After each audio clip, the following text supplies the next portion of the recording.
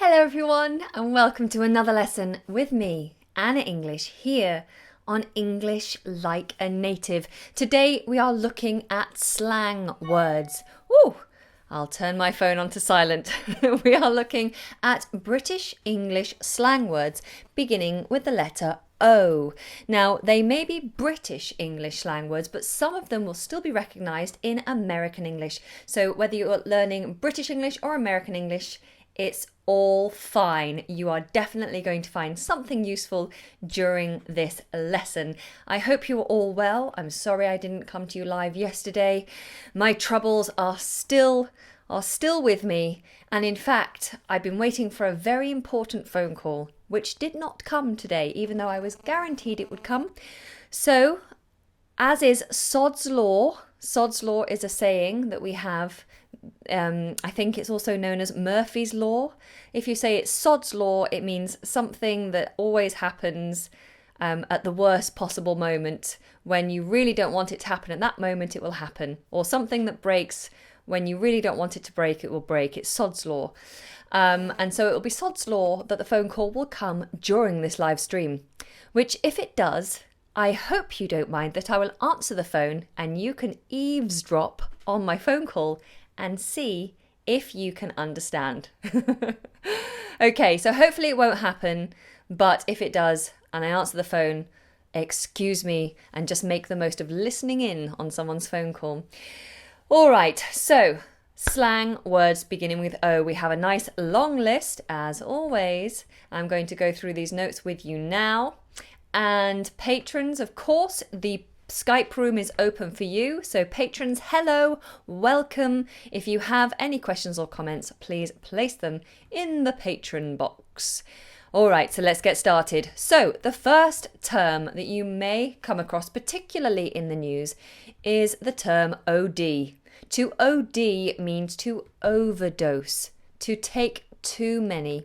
And this refers to medicines, tablets, drugs, that kind of thing. So if you take too many, you overdose. And you can die potentially or be very ill if you overdose. So here I've written the line, the actress OD'd last month and is lucky to still be alive. The actress OD'd last month and is lucky to still be alive. So, the next one on the list is the word oddball. Oddball. If I call you an oddball, I'm saying that you're a little bit strange and a little bit unusual. This isn't an insult. It's not a nasty word, but it's also...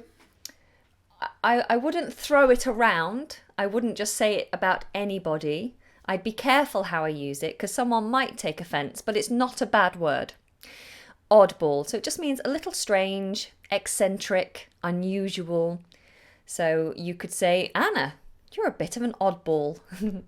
And the example sentence I've given here is, Anna has always been a bit of an oddball. And notice the article I use there is an, not a. And that is because, of course, this word begins with a vowel sound. An oddball, an oddball. There we go.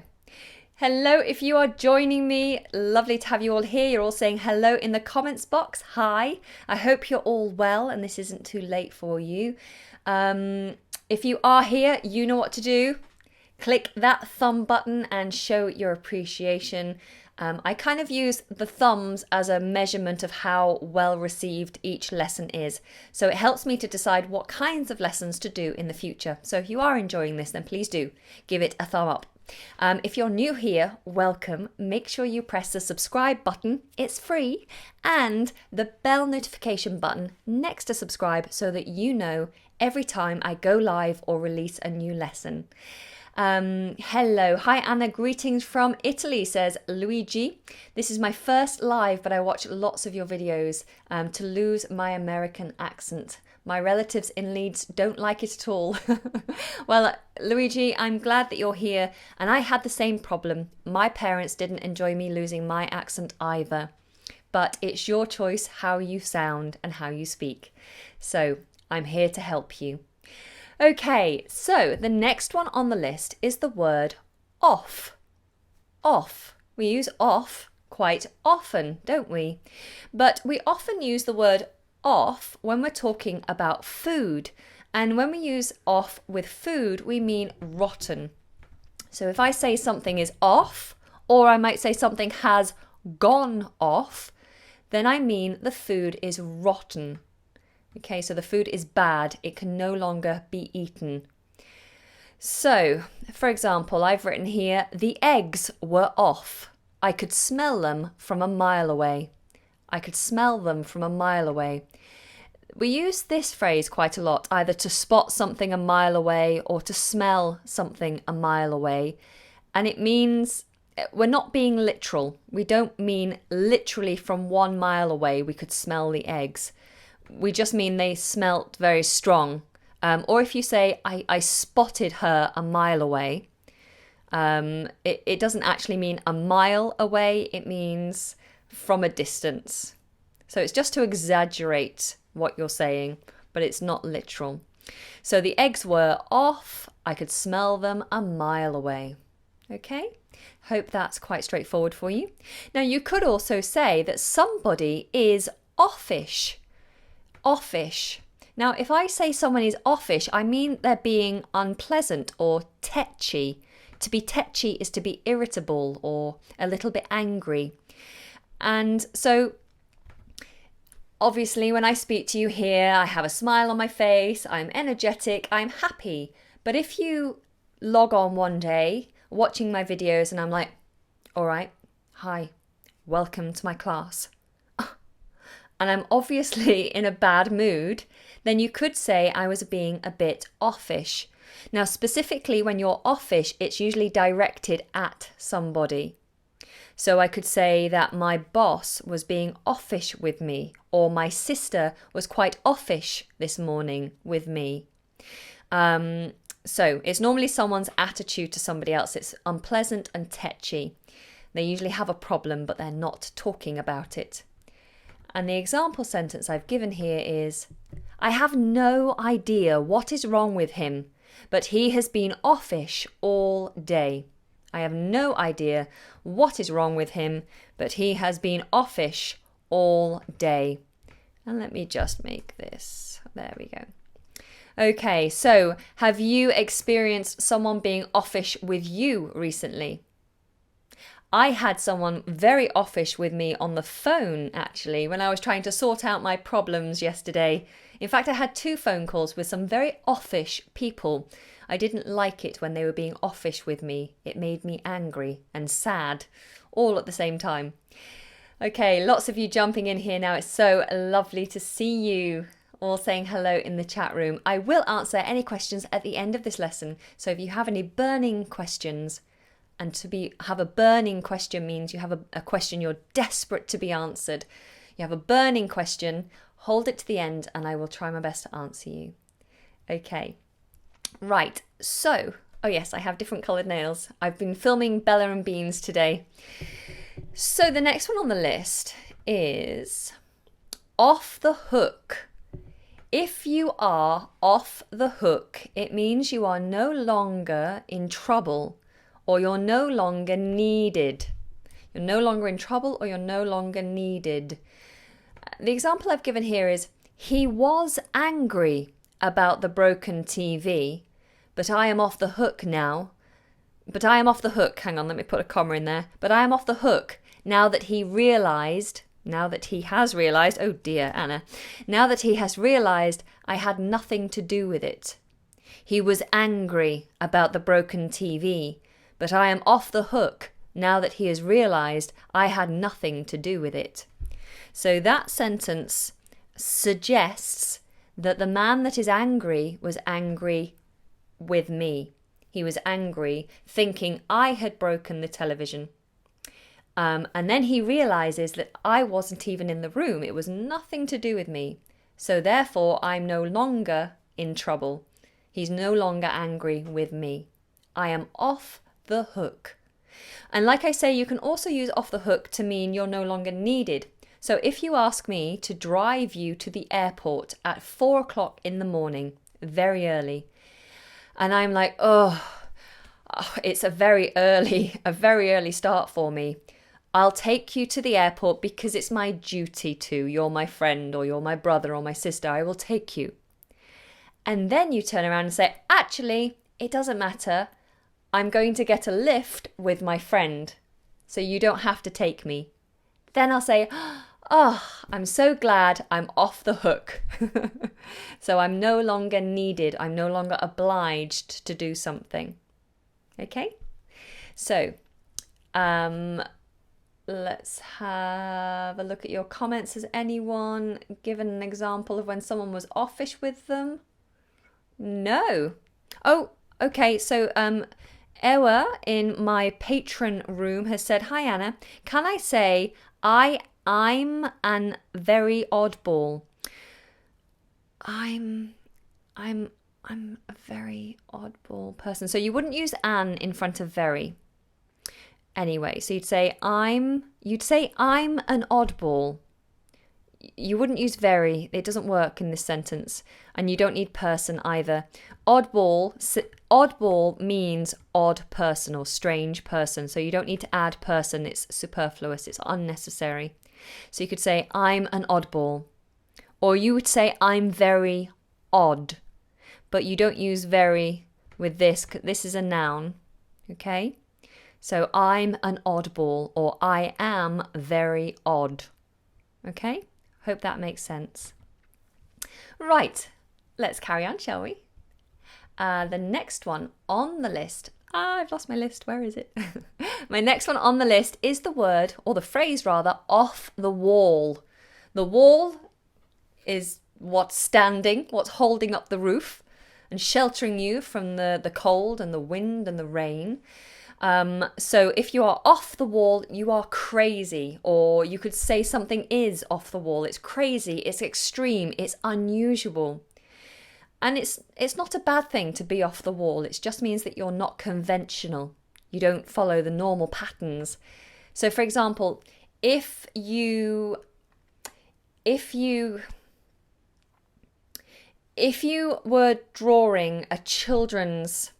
were illustrating a children's book, and normally all the children's characters were quite cute, the animals had big eyes, it was nice to look at, it was all very gentle and pretty, but you as an illustrator started drawing pictures that were sharp and maybe black and white and maybe not so cute, then someone could say your drawings are off the wall. They're completely different to any other children's drawings.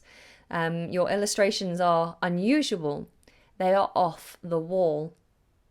I hope that makes sense. It was a little bit of a roundabout way of describing off the wall, but hopefully it landed. So the example sentence I've given here is, that is an off-the-wall idea, but I like it. That is an off-the-wall idea, but I like it. Brilliant. Okay, so the next one is ogle. To ogle someone. If you ogle someone, it means that you stare at them. But beyond staring, it's staring in a lecherous manner. Oh, how do I describe lecherous? If you lech on someone, it's kind of looking at someone like you desire them. Oh, yeah. If you have that look of desire, like you want to eat them or you want to do something to them, that's quite lechy. It's lecherous. So if you ogle someone, it's staring at someone with a lecherous manner. So just like, ooh, yeah. I don't really know how else to explain it. But yes, it's not nice to ogle. It's not nice to ogle. And in the example that I've given, I've imagined a very old lady or a group of old ladies are staring at a young waiter or a young man, and they're staring at him like they desire him. I'm sure it makes him very uncomfortable. And so I've written here, the women ogled the young man. The women ogled the young man. Okay? So, remember, it's not nice to ogle. Right, so the next word on the list is the word, a very small word that we use all the time, and it's the word oh. O. O-H. O.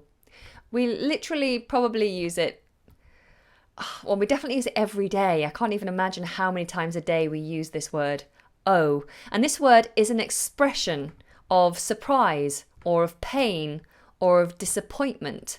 So if you surprise me with a gift, I might go, oh, that's lovely, thank you. Or if I hurt myself, I go, ow, oh, oh, oh, I've just stubbed my toe.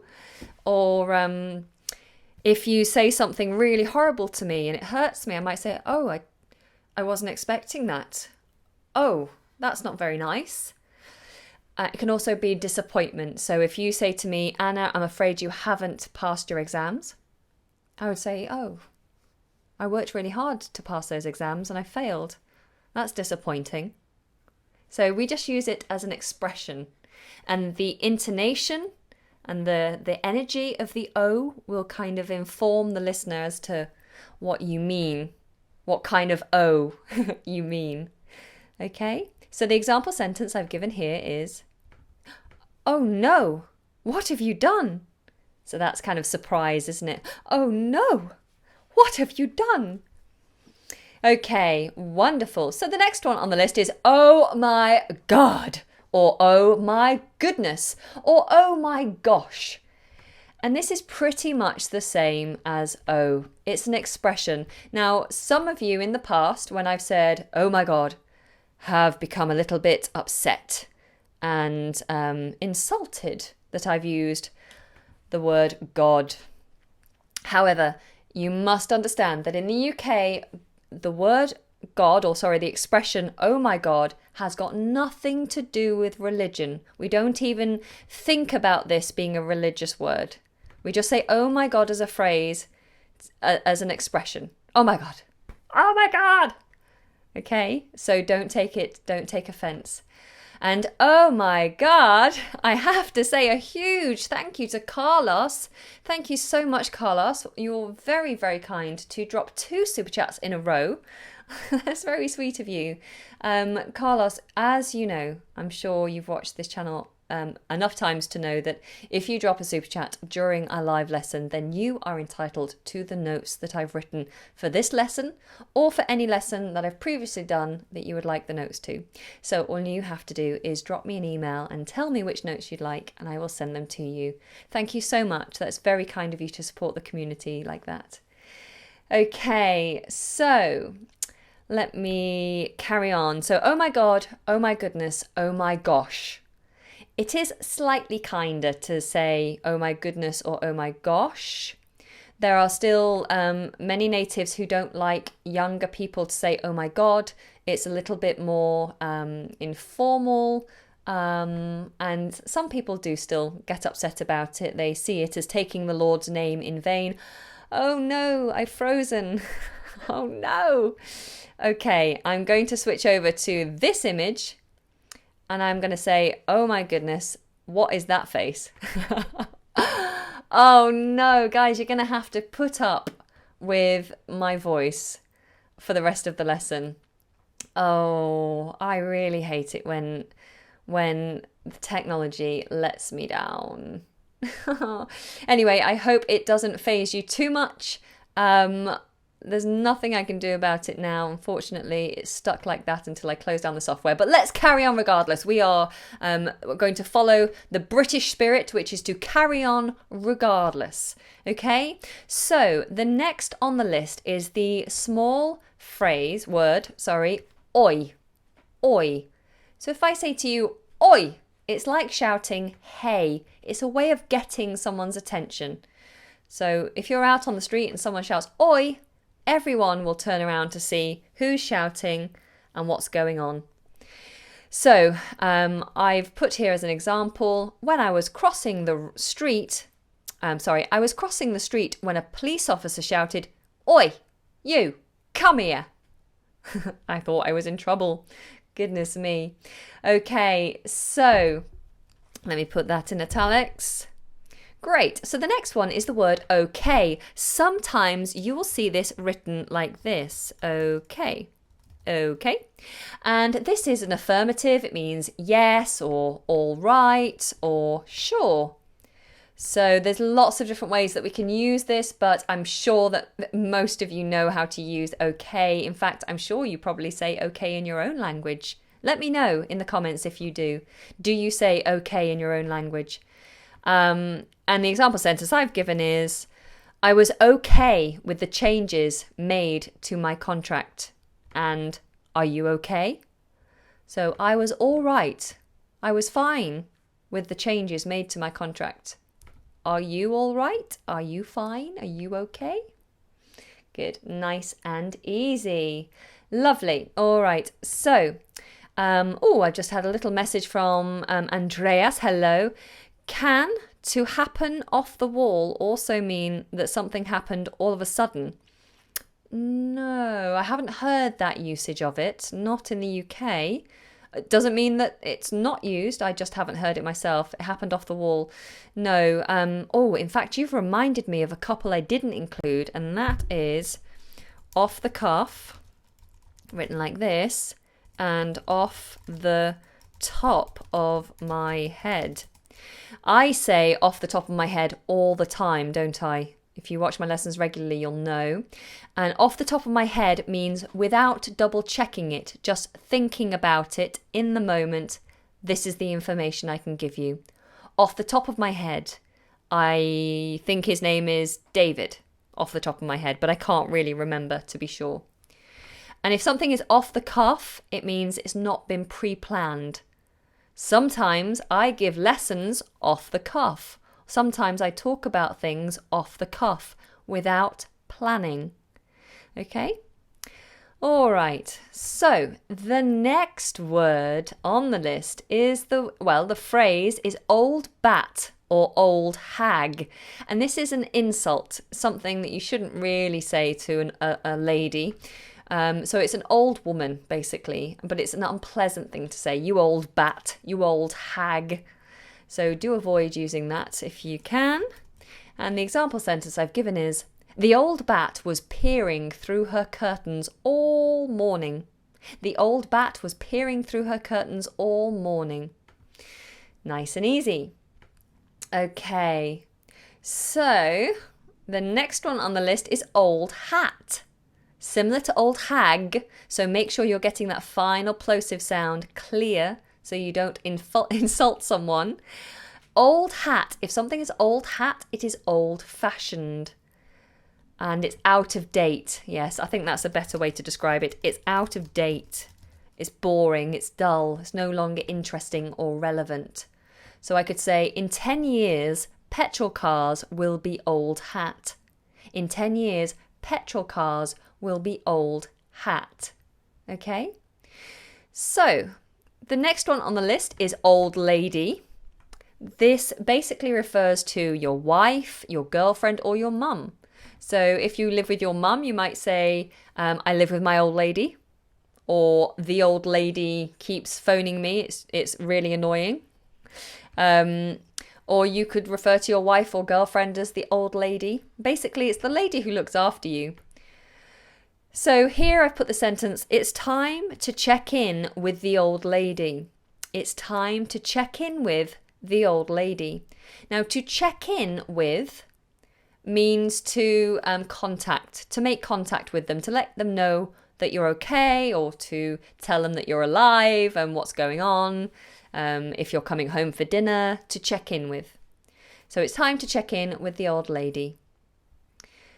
And also, for the men, we can say old man. So old man refers to a husband or boyfriend or your dad. So, my old man insists on washing the dishes every night after dinner. That would be nice, wouldn't it? Okay, I hope you're all still with me and that this technical glitch is not annoying for you. Perhaps if you're just listening to the sound of my voice, it's going to be even more helpful for your listening skills because you won't be able to see my lips moving. All right, well, thank you for sticking with me anyway. And yes, let's move swiftly on to old school. If something is old school, it means it's old-fashioned, but this is a more positive phrase for something that's old. Whereas old hat means a boring, out-of-date, irrelevant thing, old school means it's cool, it's retro, it's from the past, but we still love it. So it's old school. This is good, old-fashioned stuff. So the example I've given here is, that hi-fi system is old school. So I'm imagining I've come round to your house, you've showed me your record collection, and you have an old hi-fi, a sound system that plays CDs, cassette tapes, and records. And I say, wow, that hi-fi system is old school. It's old, but it's really cool. Old school. Okay. So the next thing on the list is old timer. Old timer it basically means an old person, but it's not an insult. It's not an insult. And the example sentence I've given is, hey, old timer, would you like to sit in the garden, get some fresh air? Would you like to sit in the garden, get some fresh air? I should add an and there to make it a better sentence, and get some fresh air.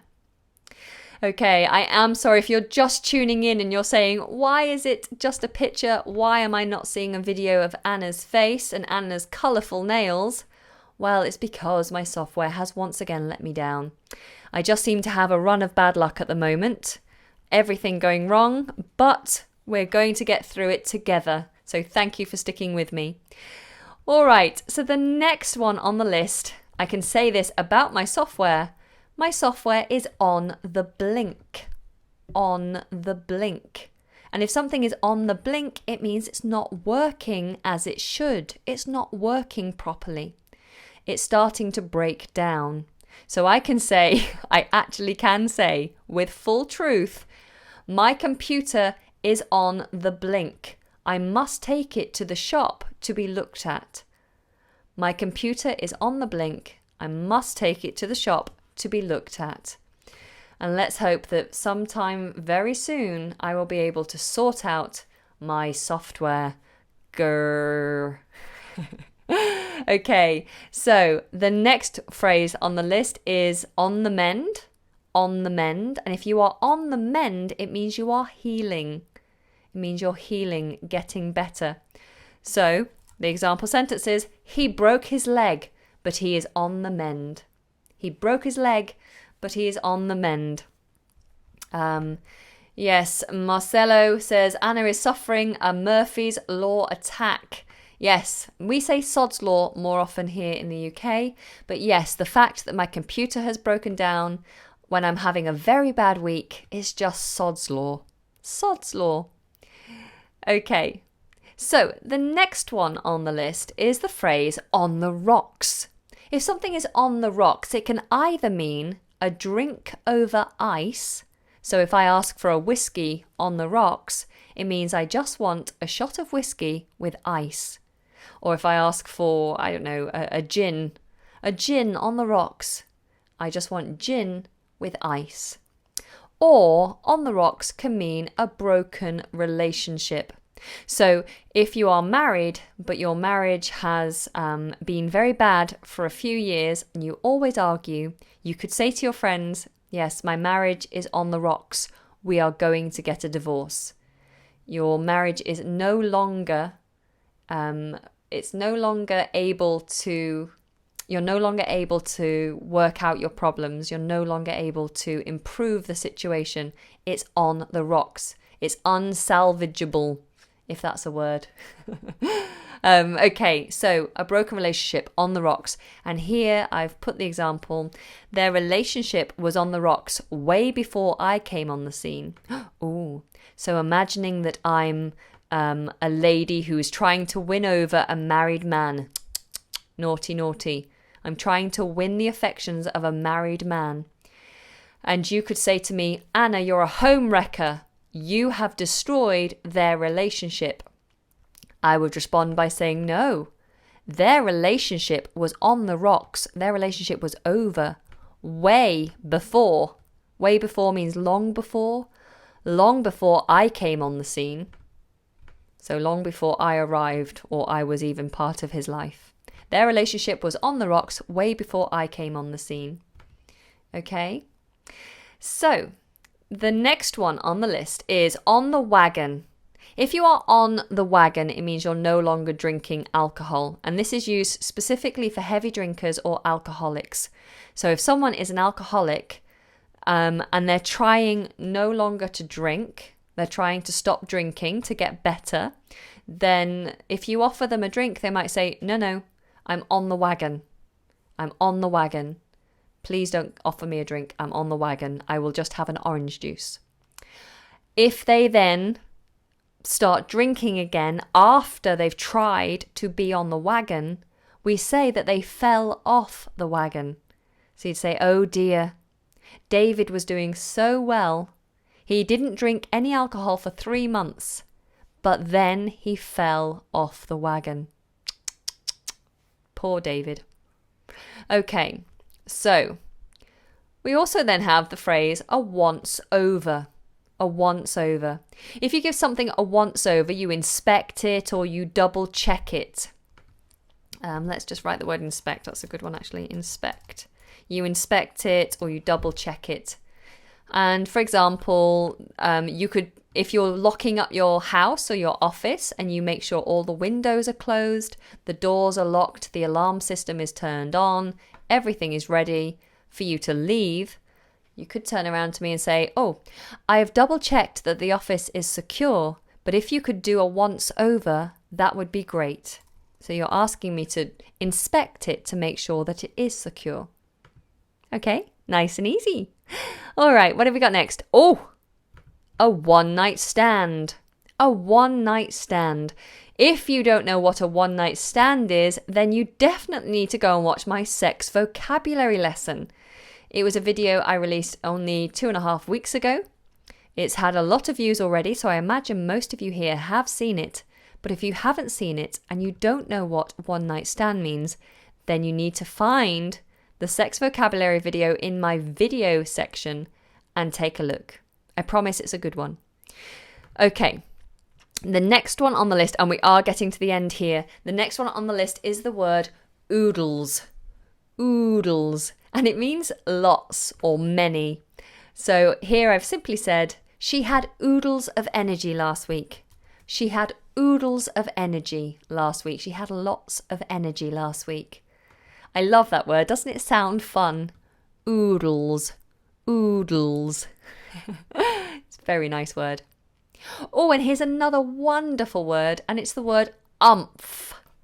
Umph. To have umph is to have power or to have force, to give it some energy. So I'm imagining here that I'm trying to push something quite heavy across the floor, maybe a wardrobe or a table, but I can't seem to move it. And you turn around to me and say, Anna, give it a bit of umph. Give it a bit of energy and power.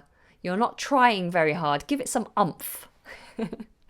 I do like those words, oodles and umph. Yay. Okay, and then we have, another favourite. So the word oops. Oops, we use this a lot, but sometimes we use the full phrase, which is oops-a-daisy. Oops-a-daisy. This is similar to the phrase whoops, if you know it, but it's an expression that's said when you do something wrong. An expression said when you do something wrong. So if you make a mistake or if you fall over and hurt yourself, you go, oops. Or you drop something, oops, whoops-a-daisy. And the example sentence I've given here is, oops, I crashed the car. To be honest, I would probably say something a little bit stronger than oops-a-daisy or oops if I crashed the car. I'd probably swear.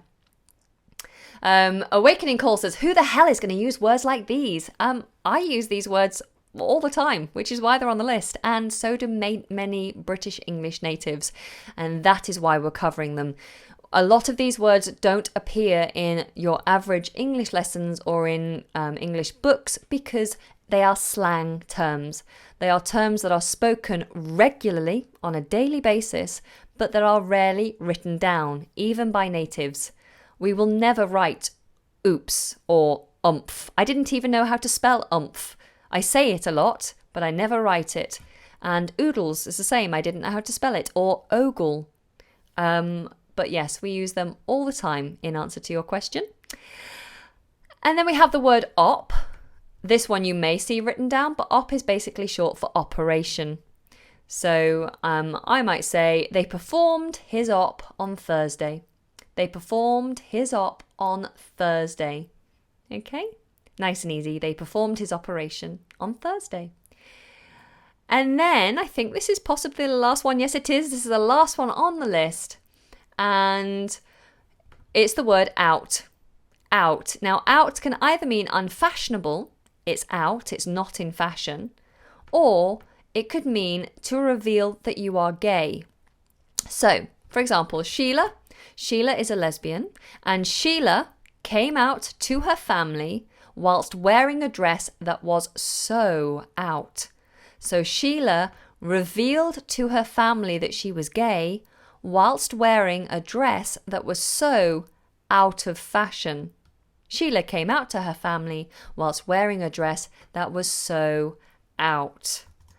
Okay, brilliant. So that's all the words on the list. Out, op, oops, umph, oodles, one night stand, once over, on the wagon, on the rocks, on the mend, on the blink, old timer, old school, old man, old lady, old hat, old bat, okay, oi, oh my god, ogle, off the wall, off the hook, offish, off, oddball, and OD. So I'd like to know, what is your favourite slang word, and which slang word are you going to try and use lots and lots over the next couple of weeks? Okay, so one of you is asking, why do we need to use slangs? Now, one word of advice, we never add S on the end of the word slang. We never say slangs, we just say slang, okay? So never use S on the end of the word slang, ever. And you're asking, why do we need it? You need it because if you're ever going to have a conversation with a native or someone who has English as a second language but has spent a lot of time with natives, then the only way you're going to fully understand them is if you learn slang, because most natives speak in slang every day. So it's important that you can understand them, and it's important that you can also communicate with them. So slang is very important. Luigi has said, coming out is like coming out of the closet, right? Yes, that is the full sentence that we would use, to come out of the closet, to be out of the closet. Means to reveal that you're gay, that's right. When is oh dear or oh boy used, says Amal? If something is sad, or if we're sympathetic to somebody else, then we'd say oh dear. Or if you've made a mistake, you might go, oh dear, I've made a mistake. Oh boy, we don't really use here in the UK. That's American English. Okay? Edmund very sweetly has dropped a $5 super chat. Thank you very much, Edmund. That's very kind of you. Of course, you are entitled to the notes from today for being so kind. And you have asked, hi Anna, I genuinely hope, I think you missed out a word there, I genuinely hope you're feeling better. Can you explain to be off her or his trolley? Is it pure British or American? Is it pure British slang or American as well? If we have any Americans watching, can you let me know actually if to be off your trolley is an expression used in America? Because I can't answer that. I don't know if it's American. To be off your trolley means that you are a bit crazy. And not in a pleasant way, I guess. If you're off your trolley, you don't have sense. You're just crazy. Okay? So I hope that explains it. And hopefully someone in the comments will answer as to whether this is a slang term used in America. Okay. So Vineeth has said, I'm following the British accent. Do I have to use it? Please help me. I thought it was an American expression, but I have seen some of the British online teachers using it as well. Okay, you're referring to the use of wanna and gonna. you're not sure about how they're used. Wanna and gonna are used all the time in both British American and English. British English. British American. Oh dear. Wanna and gonna are used both in American and in British English. It's a quick way of talking. So you say, do you want a cup of tea? Instead of, do you want a cup of tea? We just simply say, do you want a cup of tea?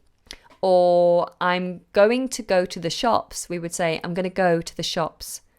So wanna, gonna, they mean want to or going to. It's just a quick and easy way of speaking. And yes, used in both.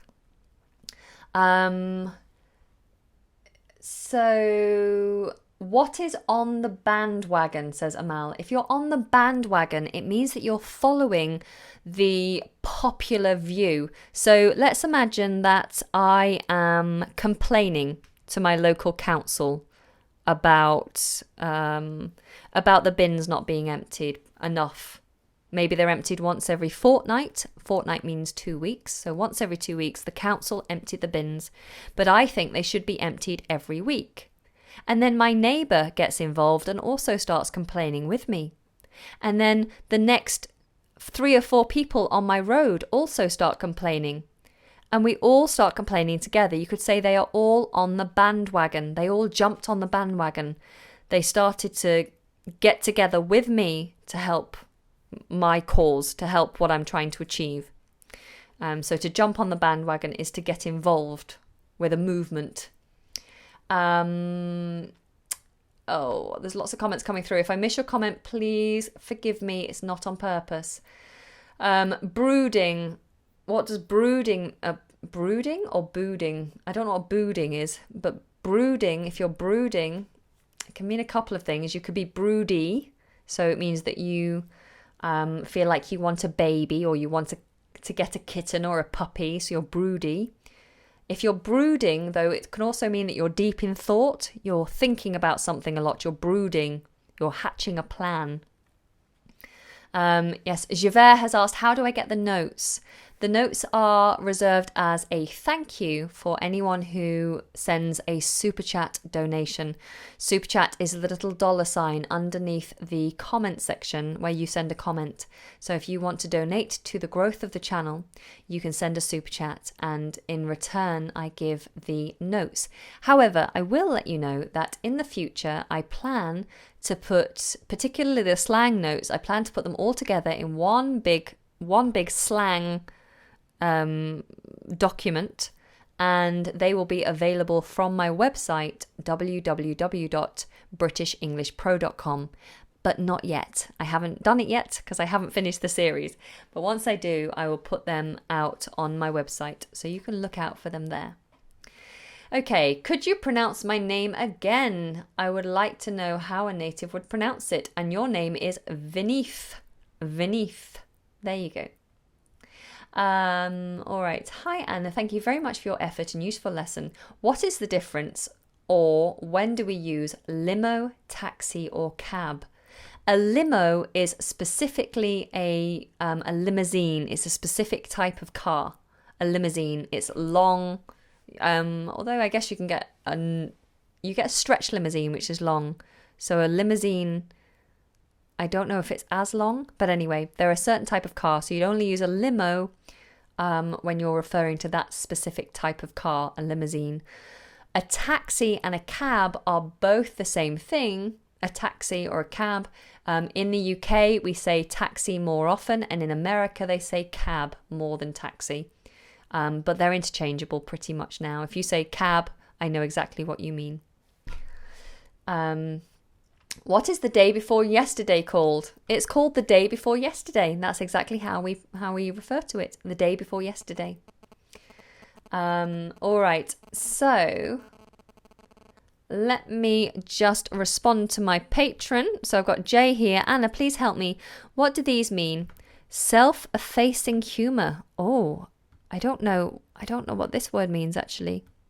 So I can't help you with that one.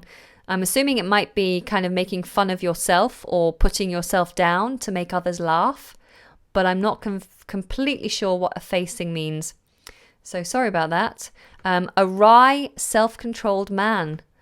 Oh, now you're testing me. Wry. Wry. Oh, what does wry mean? I always think it means dry, but that's because it sounds like dry. So wry. Oh, it does mean dry. Okay, so I was right. It means dry. So someone who seems dry or without emotion. They seem without emotion and they're very self-controlled, so they don't let go. So someone who just seems emotionless. Okay. And then you've got I'm through with it. I'm through with it. That means I'm no longer going to deal with it. I don't want to deal with it anymore. I'm done. I'm through with it. I wash my hands of it. And then you've got he's so subtle. To be subtle is to be unobvious. To not be obvious. So if someone is subtle or they're dropping subtle hints, they are not being obvious about what they want or what they're doing. They're doing it gently. Okay? Ewa says, I'll pick up or collect my medicine later from the pharmacy shop. You don't need shop with pharmacy, lose that word. You need the article, from the pharmacy. What word is better to use? Either. You can use either. They both mean the same thing, and we'll use either. I'll pick up my medicine later from the pharmacy, or I'll collect my medicine later from the pharmacy. That's okay, Jay. Don't you worry. And you've said, I have to read a story, and these are from a story, and I don't understand. I hope that what I've said has helped. Okay, a couple more questions and then I'm going to say goodbye. So, one of you has said, why do I understand you here, but I can't understand movies? I guess that's because I speak with a flat accent, a standard accent, so I don't have a regional accent, and so that makes it clearer. And I also have good enunciation, so I pronounce my words clearly. I enunciate all the sounds, and many people don't. And also because I guess I slow down a little bit more, and in films sometimes people speak very fast. So that's probably why you understand me but have trouble with films. Can you pronounce neither? People pronounce it differently. Yes, so neither and either in the UK also can sometimes be pronounced as neither or either. And that's because in America they say neither and either, but in England, in Britain, they say either and neither. However, over the last few decades, we've watched a lot of American films and television and listened to a lot of American music. And now we have started saying quite naturally either or either and neither or neither. And most natives will do some of each. So sometimes they'll say either and then the next minute they'll say either. So it doesn't matter which version you use, basically. If someone says, I love you, and you responded, me neither, it means I hate you, says Caleb. No, it would be nonsense.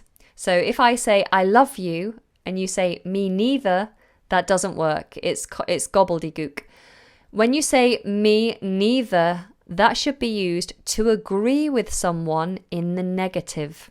So if I make a negative statement, like, I don't like tea, you could say, me neither. You agree with me, but it's a negative statement. If I say, I don't want to go to school tomorrow, you could say, me neither. Okay? Hopefully that helps. Okay, Paluxio said, Anna, could you please say some words out loud for me? So here we go.